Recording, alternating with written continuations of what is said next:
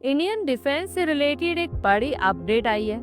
भारत अब ब्रह्मोस जैसी cruise missile से भी ज्यादा हजारों की संख्या में ग्लाइड बम का भंडार तैयार कर रहा है, जबकि ब्रह्मोस दुनिया की सबसे तेज और घातक मिसाइल मानी जाती है। अब सवाल ये भी उठता है कि जब ब्रह्मोस है तो जीबी यानी ग्लाइड बम क्यों हजारों की संख्या में बनाए जा रहे? सबसे पहले ये समझना जरूरी है कि क्रूज मिसाइल और ग्लाइड बम दोनों स्टैंड ऑन हथियार, यानी कि पायलट को दुश्मन की सीमा में घुसने की जरूरत नहीं, बल्कि सीमा से दूर रहकर ही ये हथियार दागे जा सकते हैं और ये तय किए टारगेट पर हमला करते हैं। लेकिन इनके बीच का बड़ा फर्क ये है कि क्रूज मिसाइल काफी कॉस्टली होती है। 300 किलोमीटर रेंज के क्रूज मिसाइल की कीमत लगभग 8 करोड़ रुपए होती है, वहीं ये ग्लाइड बम सिर्फ 40 से 50 लाख में रेडी हो जाता है।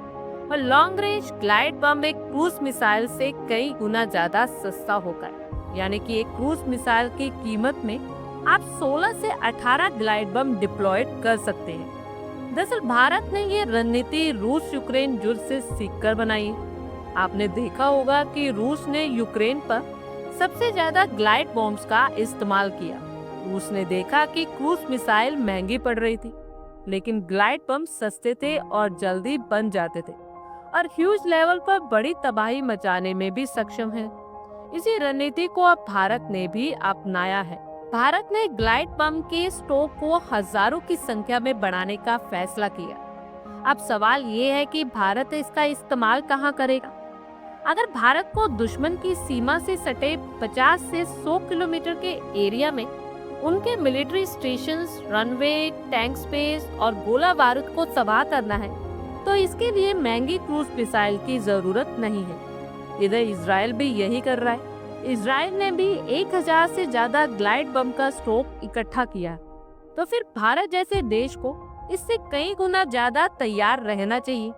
अब कुछ लोग ये भी कहेंगे कि हमारे पास ब्रह्मोस है तो सही, लेकिन बता दें कि BrahMos pin point high precision target को खत्म करने के लिए, जैसे दुश्मन का communication system, radar based warships, air defence units, इन टारगेट्स को हटाने में ब्रह्मोस का कोई भी मुकाबला नहीं है।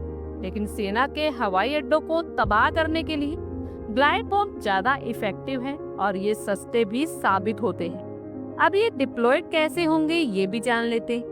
दरअसल भारत ने जीबी बम्बों को सुखोई 30, MKI, मिराज 2000 और ऐसे तेजस जैसे फाइटर जेट से लेस करने का फैसला किया, यानी जरूरत पड़ने पर एक ही बार में दर्जनों जीबी स्टैंड ऑन हथियार फायर किए जा सकते हैं, जो दुश्मन की फ्रंट लाइन तैयारियों को तबाह कर देगी।